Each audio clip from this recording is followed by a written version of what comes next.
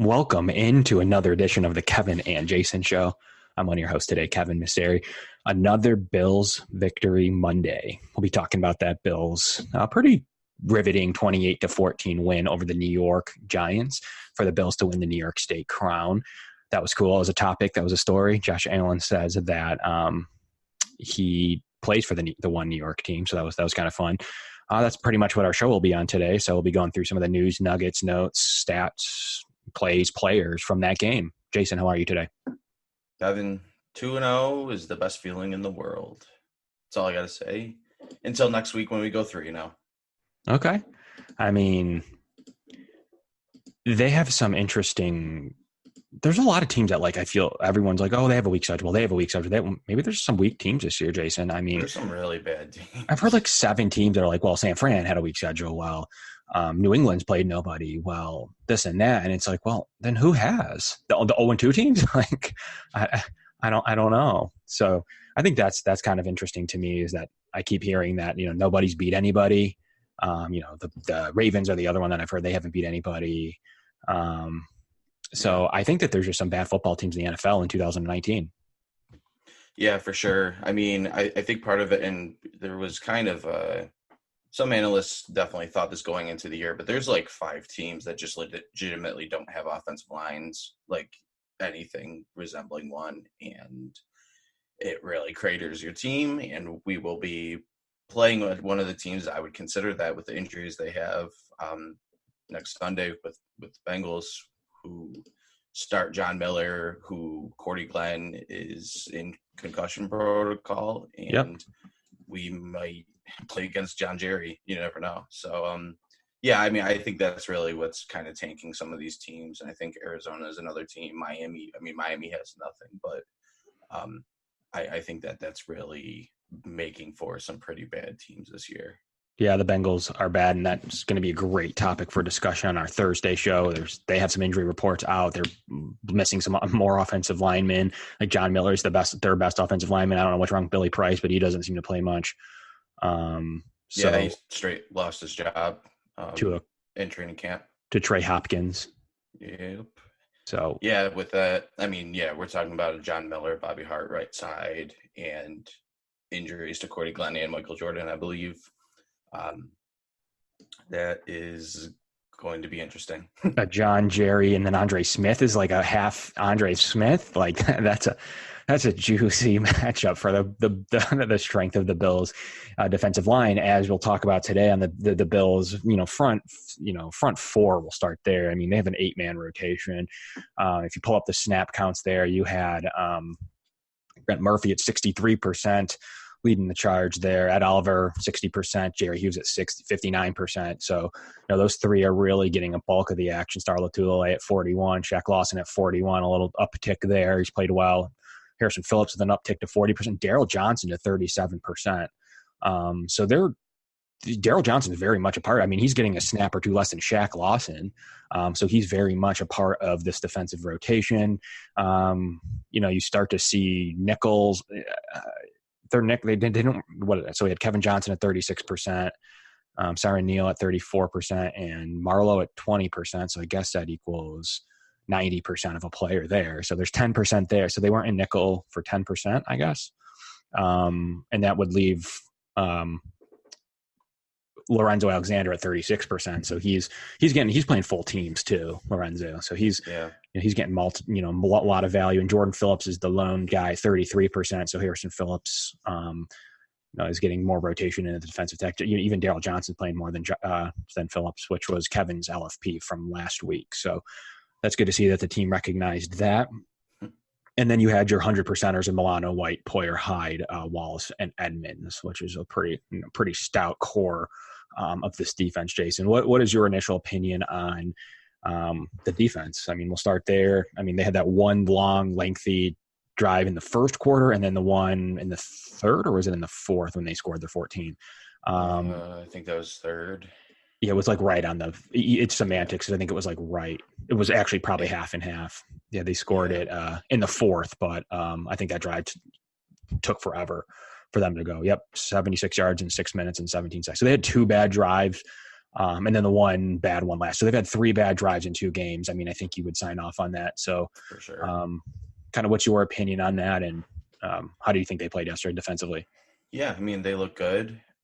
It's a little disconcerting when you see Barkley just go straight down the field in the first drive like that, but they did adjust, and they adjusted really well. And as soon as Eli had to start throwing the ball, he really wasn't getting anything. I think that the defensive line rotation is something that's really encouraging. The fact that they can trust guys like the Phillips brothers and Daryl Johnson and Shaq Lawson and et cetera. And, those guys really stand out. Lawson still stands out as, really making the most of his 41% of the snaps. He only got 29 snaps, but, he really shows out well there, where we don't have to play star all of the time. And it gives us a little more versatility playing, Oliver and Phillips next to each other. I just think overall that group's really dynamic. And I don't know if anybody really thought that the end and D tackle were going to be a strength for this team, but I'm starting to believe that, it's one of the more gifted positions that we have on the field, and the fact that that sort of everybody gets a hand in it, and we don't have to, run any of the tread off of somebody where, we don't have any defensive linemen playing more than 63%, I think is a really cool thing. And then, the fact that we have 6 guys behind the defensive line that can go, snap to snap the entire game, is pretty cool. So, I mean, just overall, I think they've done a good job. We knew that the defense was going to be good, and I think they're probably really good. The Jets and the Giants aren't the biggest tests in terms of opposing offenses, and we probably won't get that in Cincinnati either. But, they're all NFL teams. They're all NFL offenses. We did reasonably well, save for that first drive against the best running back in the league. And I think that unit's going to hold up all year. Probably going to get beat by teams like, they're probably not going to look that good against New England, because, you're not going to stop New England. You're New England's, Kansas City's, Rams, whoever, those teams are going to pretty much do it against whatever defense. But any normal middle of the pack NFL team, I think we're gonna hold up just fine against. Yeah, and that's the question, because the Bills right now are 5th in points at 15, yards 6, so 296 per game. And just off air, we were talking about the fact that the last Eli Manning driver he threw for 60 yards actually prevented them from being 2nd in the NFL behind New England defensively overall. I think that and you see it in the Super Bowl sometimes, occasionally, depending on the Super Bowl, and I think really you do see it, that the defense at some point do win games in terms of, will they win 16 games? The number 1 or 2 or 3 defense win 16 games? Obviously not. Can it in a short 1 game span? This isn't the ALCS or over 7 games. Can defense beat the number 1 or 2 or 3 offense? And I think you see that is a thing, and that's why sometimes those matchups are intriguing, to where a really talented defense can keep an offense in check. So that I guess goes to the initial point of the opening. Are there good NFL teams? I mean, there might be 4 or 5 of those offenses where I would not want to play, but other than that, especially talking regular season now, there isn't very many, especially on our schedule. Obviously, we play New England twice. We play them every year, so that's it's not really that shocking when you have to see them come up on the schedule. There isn't really an offense on this schedule that I'm like, Jason, I'm not that interested in playing them, and I don't know what I think our defense is going to struggle against them. I don't see that name on our schedule this year to where I'm like, they're going to have their way. We knew that we had a weak schedule, and that mostly in the NFL means, that the offenses aren't that great that we're playing against. And I think Philadelphia is probably going to be a pretty good offense, but like even something that was a guarantee like Cleveland, like maybe it's not. We'll see how they look tonight. If you're listening to this right now on Tuesday, the Jets will have already lost, hopefully. But Pittsburgh's gone.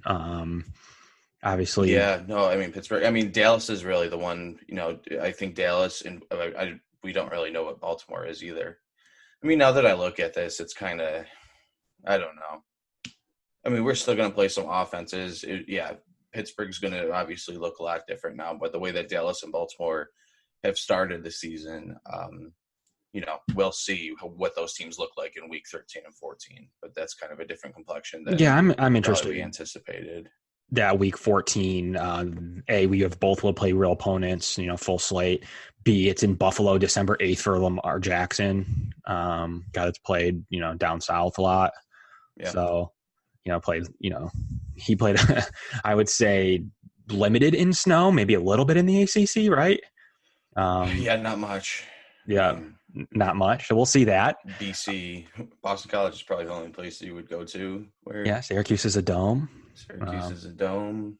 Yeah, I you're don't not. think the DMV is getting much snow lately. No. Yeah, it'll be a different type of challenge for him. I mean, I'm trying to think back to last year if he actually did it in Baltimore at all. Right. Possibly. Like those last 5 games. In the I mean, either playoffs, way, too. it should. Yeah, I mean that's where I'd want to play him later in the year In Buffalo. Yeah. That's the one advantage I see on the schedule. Other than that, it's the typical New England Jets, Pittsburgh. Nothing there. Late in the year, Dallas is there. So even with a kind of dead or dying Pittsburgh, like that's still a rough end of the schedule. Yeah. Man. You have Denver coming in here November 24th, so that's Joe Flacco coming in. Then you have, you'll have that week 13 to 16 stretches. Is not great. Yeah, I mean, prior to week 12 though, Jason, you play New England and Philly. That's it. That's it in terms of solid. No, I mean, at Cleveland, you never know. I guess. Yeah. I mean, that team could totally have its stuff together by then. Yep. That could have just been a blip, and Tennessee just caught up to them. Yeah. Let's see if they can beat Trevor Siemian tonight, right? As we record here on a Monday. So that's an interesting one. But sure, that's not a gimme. So we'll say that's not a gimme. But there's two good games and not a gimme, and then some really bad football teams. I mean, I guess Tennessee would be the also not gimme. But yeah, that's definitely a game. I wish we had another one of these really terrible teams, because I think even though we have 2 Miami in there, we have the double Miami, but like I just wish that we had Arizona or I mean, Washington's pretty close to Washington might be pretty close. Also, what is at that, home week too. 9? That might be a Dwayne Haskins game. I actually think they were a little dangerous. Not having Darius Geis is probably going to hurt them. No matter what he can, because Adrian Peterson's just not. I mean, he's an old running back. Yeah. I think the weapons are pretty interesting with McLaurin and Trey Quinn and Calvin Harmon. It's actually interesting receiver group, but that feels like when we got to win. Yeah, I think it does too. So it's going to be. I mean, you're talking about hopefully only carrying 3 losses into that. At that point, what mixed match of I think 3 is fine with me at that point. Going into that rough stretch, that would make you 7-3. Right, 10. Like that. 8-3. Yeah, 8-3 to the Dallas game. Yeah, so if we're 8-3 going into the Dallas game, I'm feeling pretty okay. And I mean, so you'll have a bad Pittsburgh team, and the goal is to beat either Baltimore or Dallas. I mean, you don't have to win both. You'll have to see if you can win one. And I like Buffalo at home against Baltimore. I wouldn't love going there early in the season. So we'll see what happens there. I think the defense can carry them. They looked great in stretches. I mean, like any defense, I mean, they're not perfect, especially yet. But I mean, the way that they've built and they've been built, and I mean, I'm just super impressed with the secondary. To the point where the only player giving up catches was Trey White to a Benny Fowler / Cody Latimer. And it's obvious the game plan was keep him in front of you. We don't care about 10-yard passes, but it does get annoying when I think you allowed 7 catches, right? Was that the number? I think the number was 7. That's still annoying. That's a lot. It's a lot, but if that's going to be their entire passing game, I'm not really that worried about it. He kept them in front of them. It was definitely very, very soft by design. And you wish that he didn't catch it, but if he's got to give up one game where he gives up 7 catches, it's the Cody Latimer. the ball 50 times. Like, it happens. it happens. I Like didn't Kenny think he was. Galladay. I also thought he was. Yeah, well, Kenny Galladay days are different. I thought he got unlucky. I thought he had good coverage on a couple of them that he just didn't luck out with. And if we did the play, he would have poked a couple of those out. And um, he's still a good player, and he knows. And you can see that he was frustrated by it. So he'll learn. But I think that the secondary, almost every level, I think, is a strength. The linebackers, the defensive line, the secondary. We got some good players there, and I definitely do think that the continuity of the group helps a lot. Obviously, the offense is like almost completely thrown together, strategically thrown together, but a very new offense for the offensive line and stuff. You got 10 of 11 starters back, and then you bring in my opinion, the best player in this year's draft class to play D-tackle for retiring Kyle Williams and Ed Oliver. And the other 10 guys around him know exactly where to be and know McDermott's defense and have been optimized to play it really well.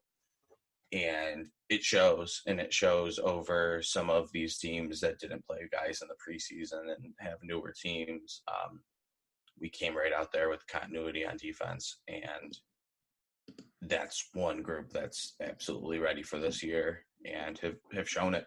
And continuity is important. Being injury free is important too. And right now, with only missing Taron Johnson, that's probably luckier than most teams could say. And it shows. And we need to win games now while we have a healthy team and while we're still a little ahead of the curve, ahead of some of these other teams.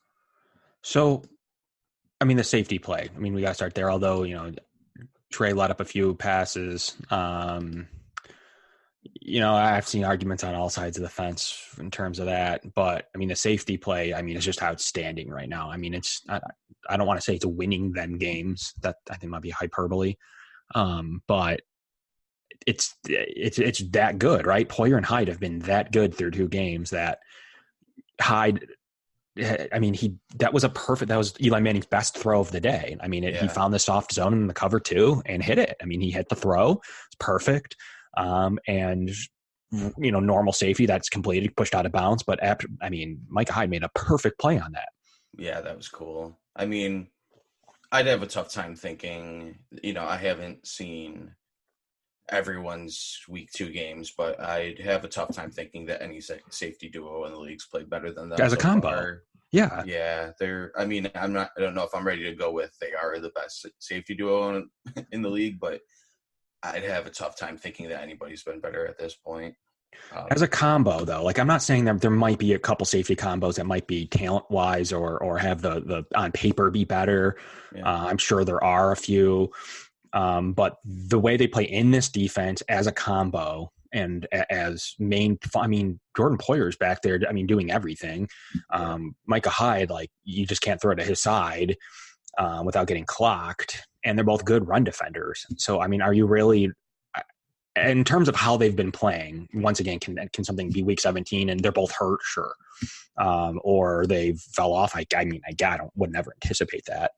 But I guess that could happen. But, you have, I think, the best playing safety combo in the league. And that's what was evident to me yesterday was, Trey White has the benefit to knowing that he can cheat up a little bit or he can, give a little bit of room because he has really good safeties that he can trust. And Levi Wallace, too, I think he's benefited as much as anyone from it. Yeah, for sure. Levi Wallace is growing as a player because he's really good safeties behind him.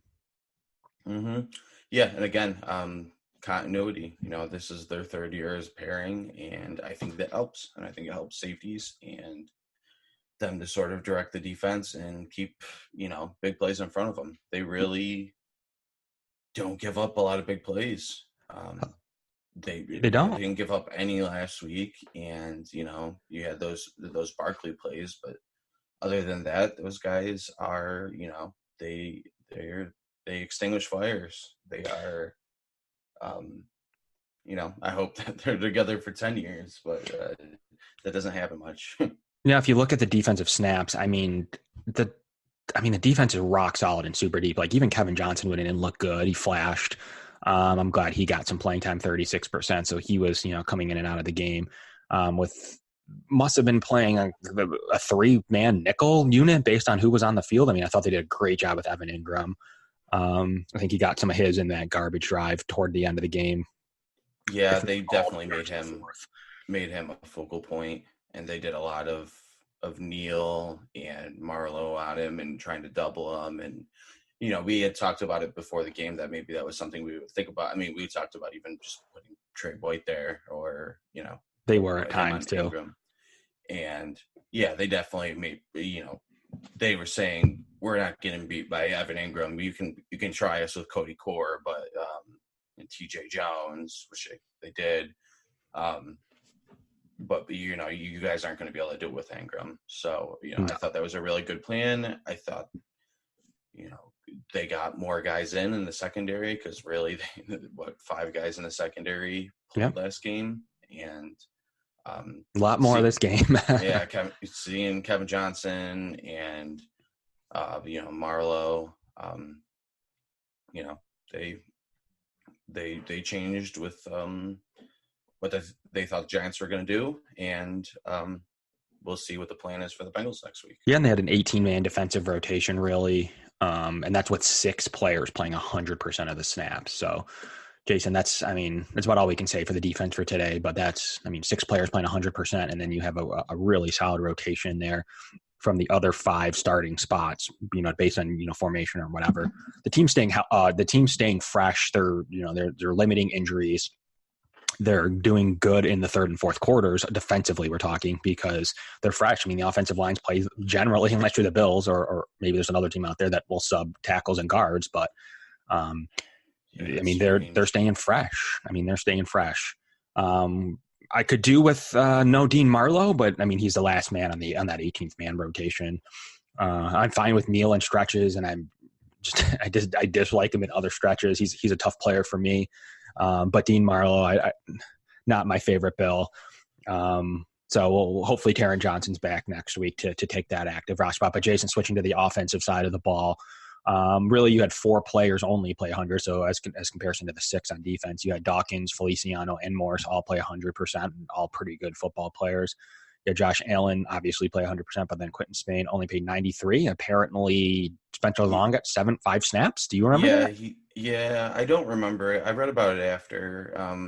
Doesn't appear that there isn't an injury. It doesn't mean that he wasn't a little banged up at that point. But yeah, for whatever reason, Spencer Long got 5 plays. So it seems like a series randomly. Just like one series at some point in the game that I didn't catch. But I know McDermott said today that he really liked Quentin Spain's game today, or yesterday, excuse me, the way he played and improved from week 1. So I think he's a rock solid football player. I like what I see out of him. I've liked Morse pretty much, except that phantom holding, which wasn't a holding on that good Josh Allen run. He the defensive tackle tried to spin move him, got caught and then Morse just kind of was like, okay, you're done. That was absurd. That was a really bad call. I thought that I didn't have a problem with week 1 officiating. I didn't really see anything that bugged me. It was a normal NFL game. Yes, on Sunday it was awful. I thought they did a terrible job on all sides. Even for the Giants, I thought it was a terribly called game. I thought they were poor, but I really liked what I saw from the interior offensive line. The tackle play, Jason, was we kind of talked about in the offseason. That was my biggest issue. They were okay in stretches, but what was it? I think Dawkins and Ford committed the only 5 Bills penalties of the game at one point. They weren't great, and they allowed, what was it, 3 or 4 sacks total? What did it end up? 3 sacks. 3 sacks, okay. I don't think they played great yesterday. I thought they played better in week 1 as an offensive line. I think there was some good individual performances, but it mainly had to do with the tackle play. I don't think they did a great job. I don't know who that's on, if it's Morris or Allen, on recognizing some certain blitz packages or knowing which men to cover. But guys got around the edge really easy yesterday, Jason. Yeah, I'd love if we picked a guy at right tackle. I think so too. I think probably Insaki is probably the guy. They really like Feliciano, because I really do think the plan, one of the plans, or plan A, was probably to play Inseki at right tackle and play Ford at right guard. And I don't think they're That was taking all messed Feliciano up. out Yeah. of that Yeah. game. They love that guy. I think Spain's been good. You know, that's it's kind of we thought that if there was going to be a weakness on the line, there was a decent chance it was that. You know, a lot of people do a lot of forecasting at the beginning of the year about we've fixed our offensive line, we've signed these guys, we've drafted these guys, and the number one mistake that people make when projecting an offensive line is assuming that a rookie is going to be good. You know, a lot of people were talking about Atlanta and they struggled on their line last year, and they said, well, they drafted 2 guys in the first round. That's it, done and dusted. And of course, Lindstrom gets hurt, and who was the other guy? Gary. Gary? Yeah, is definitely a project. And it's like, no, it's not really how you fix an offensive line. So, I still think Ford is going to be good. I like his attitude. I liked him sticking up for Josh Allen. He might not be ready for NFL right tackle. It just is what it is. He's a talented guy. That happens. But Nzeki, he's kind of in his middle 30s. He's probably in the prime of his career at this point, coming off of those seasons in Washington. And he might just be the guy that plays right now. I don't love, having Ford lose a job. I think that puts some undue pressure on him. I thought it was weird that they started him right away because Ed Oliver didn't start as the starting defensive tackle, but basically day one they had Cody Ford starting at right tackle and then right guard and et cetera in training camp. And I think that sets up a guy where if he doesn't end up winning the job, it feels like major regression between how he's feeling personally from the fans, from the media. They said, all right, well, we drafted this guy in the first round and he lost his job. So I didn't love that when I first saw that and was a little confused by it because they didn't do that with Ed Oliver. But we'll see. He got barely less snaps than Nzeki. Yep. Yesterday, he got 47% of the snaps to Nzeki's 53, which is 4 less snaps. And I don't know if this is going to be a thing that goes all year, or because you just don't see it a lot. You don't see teams, actually try to rotate at tackle. And I'm still trying to figure out now if they think this is the best way to, utilize them and keep their energy up or whatever, or if they're really still trying to figure out who this right tackle should be. They're still trying to figure it out. And if they will eventually settle on something, my guess is probably. I think they're waiting for it to either be pretty obvious an injury, some variations of things that variable that helps them make their decision. But if it stays like it is, it might clear up by week 10. But I mean, if you looked at this offensive line and someone looks at scouting the Bills and, you don't watch them like, maybe some of the listeners do here, you would think and you'd look at him like Feliciano's their weak link. But he's probably one of their most steady, rock solid offense. He's been good through the first 2 weeks. If that's not evident by the subbing that they do, he doesn't get the sub. Even Spain got the sub. I don't know if that was an injury sub or if that was a series sub for just getting long, just to make sure he's fresh in the game and if he has to play, he's ready to play. I don't mind like the 90% snap counts, Jason. I don't think that bugs me. But as you see the 50-50, I've never mind I've always thought an offensive lineman having to go in the third quarter with 0 snaps, not in the flow of the game, is super weird. It's like a lot different than a receiver, running back, tight end, or whatever. Yeah. So I don't mind the guys, having to play a series here and there. If that was the case, I think you could do that with Ford, and then potentially, obviously, step right in if there's an injury. But the 50-50 thing's pretty weird. And I mean, he is their weak link on the offensive line. And I think that's pretty obvious. So you might start to see that sway in Nzeki's way. I think the offensive line was better when he was in. I'd have to go back and watch every single snap. Ford does some nice things. It's not like he's a terrible offensive tackle by any stretch. He's a rookie. Yeah, he's a rookie. He's a rookie on a team that's looking to win, though. So maybe it's the year. Obviously, they want to develop Ford. They want to have him ready for next year. I mean, they're not going to have Nzeki forever, and they don't know if they're going to pay Dawkins. So you want to have Ford ready. And then you have Spain on a 1-year deal. So really the only guy signed long-term right now is Mitch Morse. So Spencer Long's on the weird 2-year deal. I think Feliciano's got a weird 2-year deal. There's not Yeah, I much love those. longevity here. Yeah, I mean, who's to say that they can't throw together another offensive line next year, And they especially with will. the money that they have.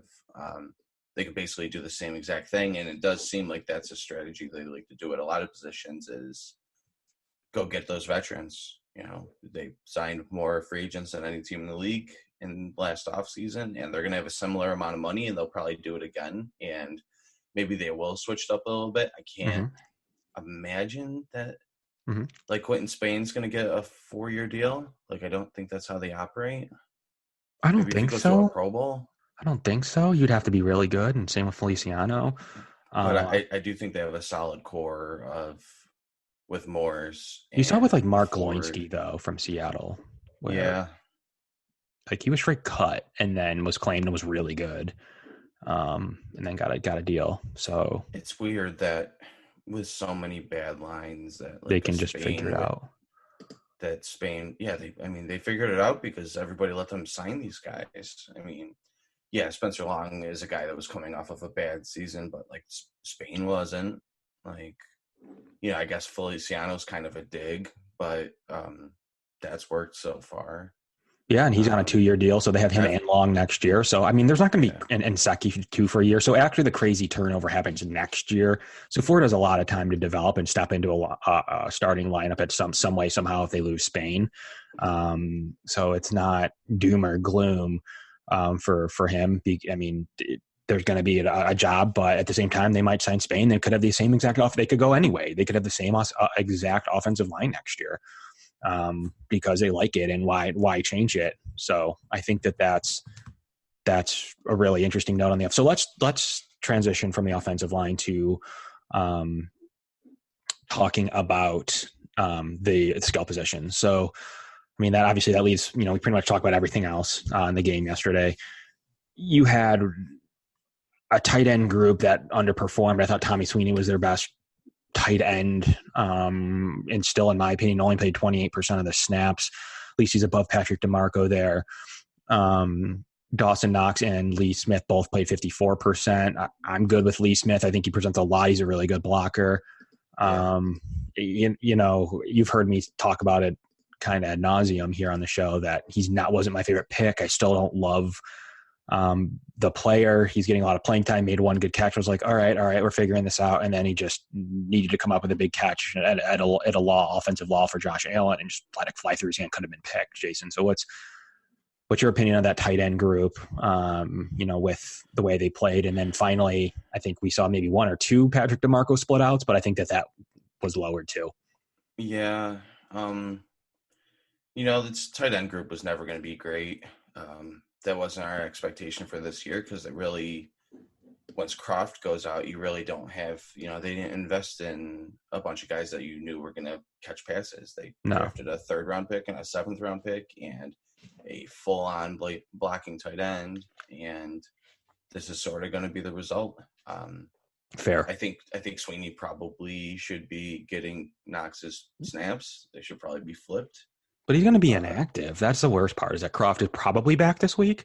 And if not, is 100% week 4. So yeah, that's going to be interesting.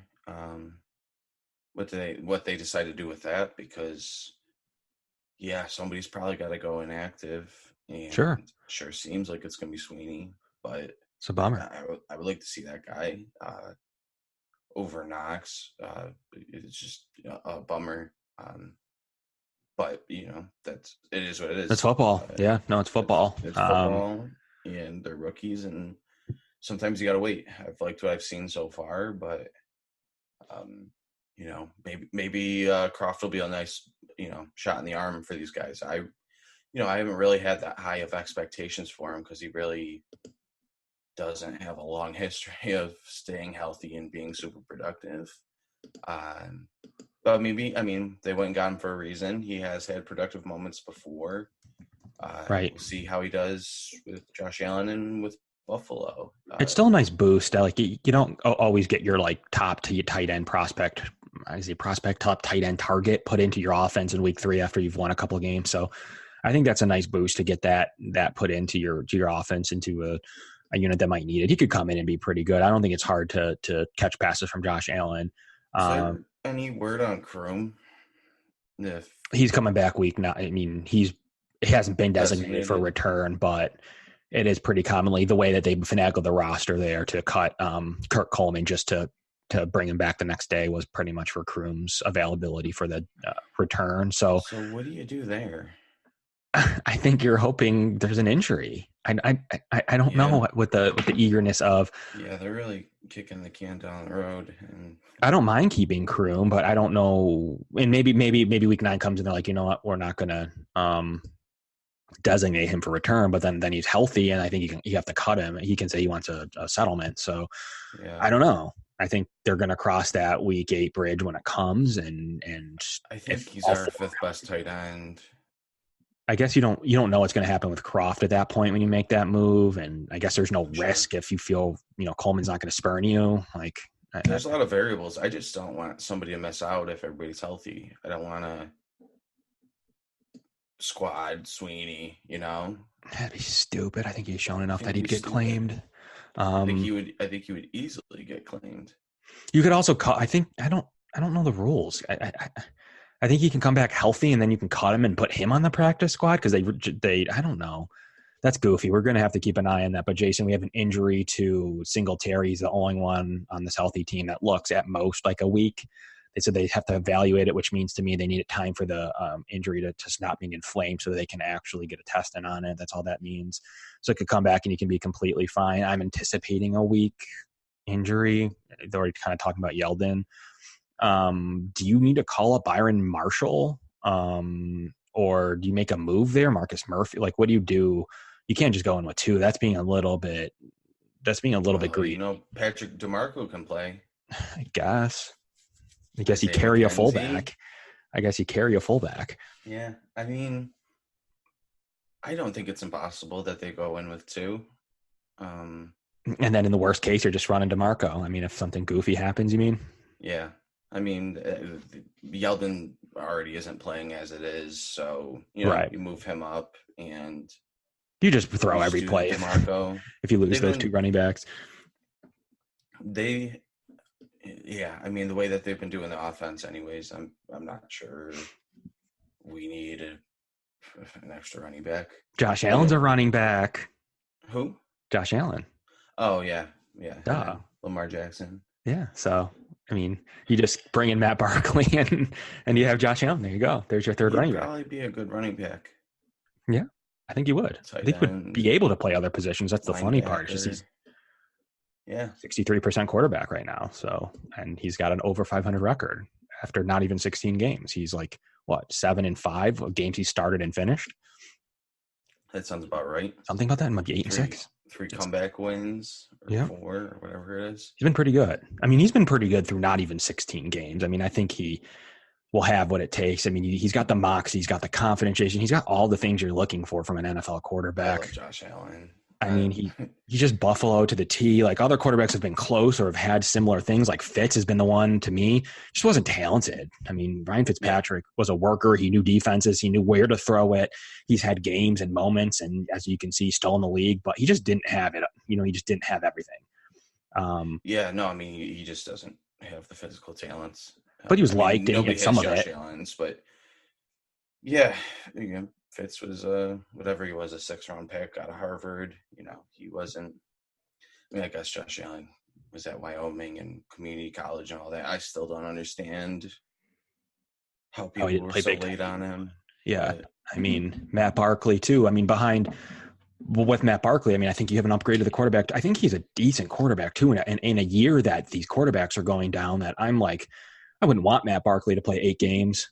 Definitely not. But if he had to play a game, like, I'm okay. It's good to have. I would be fine with him for a game. I mean, he developed weirdly late too. I think he was having a really good year in preseason for the Bengals last year, and they got hurt, and they were just like, we're not waiting on Matt Barkley. We're injury settling him. And the Bills were like, yeah, we'll take him.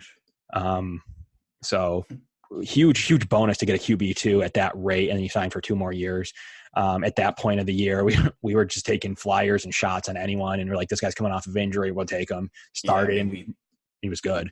We took Derek Anderson off of the golf course, like, to go and start for us. We were desperate. I mean, We've seen these starting Matt Nate Barkleys Peterman before, from though, the start is desperate, but where these guys come in and are just horrible, like the Brian Brums, and like that's pretty much who he was, though, kind of. And like you're just like, yeah, he's not good. He had moments with the Bears, I believe. Yeah. It was like a short moment, but yeah, he's a weird one to just be out there. There's a lot of weird backup quarterbacks in the league. It happens. I mean, Mike Glennon's recognized as a good backup quarterback and stuff. So, yeah. I mean, Matt Barkley's a guy that could come in, run this offense, and I think could look pretty good. So I'm really happy at our depth situation, even at the quarterback position. And Josh Allen's done everything right to this point. He's his most impressive thing is he's really upped his completion percentage. He looks good running the ball still, but doesn't look to run every play anymore. He's just making throws that only 2 or 3 quarterbacks can make on the one to Smokey Brown. He's got a way. I mean, this is what happens. Was ridiculous. Yeah, that one was ridiculous. The escape, and then, yeah, I mean, both those plays, those were great. He has actual receivers, though. Yeah, and I think his completions, the stuff that he actually hits, is more accurate too. He's putting better ball placement. He let a couple get away from him in this game. That's always going to happen. So does Matt Ryan. Perfect. Yeah, I mean. Speaking of quarterbacks, I mean, you even look at New Orleans and Teddy Bridgewater, did not look good. Like, I mean, and you're paying him a lot more than you're paying Matt Barkley. I believe he's making a good chunk of money basically just sit there and be the quarterback of the future. He chose backing up Drew Brees over a starting job in Miami, allegedly. He's a full-on contingency plan. They're supposed to have him ready, and he did not look good against the Rams. So I don't know. 7.25 against the cap for Teddy Bridgewater, 1.5 for. I actually thought it was more than that.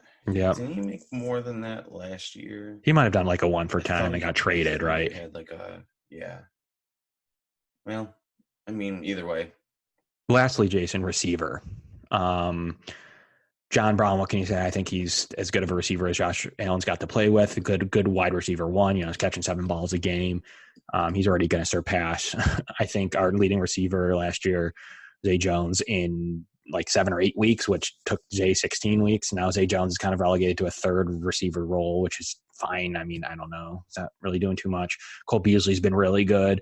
Had a rough first game, but was awesome yesterday. Yeah.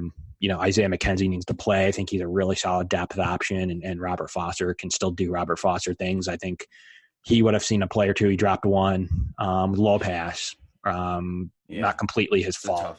It's a tough catch. I always feel like I say that with Robert Foster, though. Oh, that one, that one's a tough one. Or the one in preseason where he jumped and almost he's got to continue to grow and develop and help his quarterback out.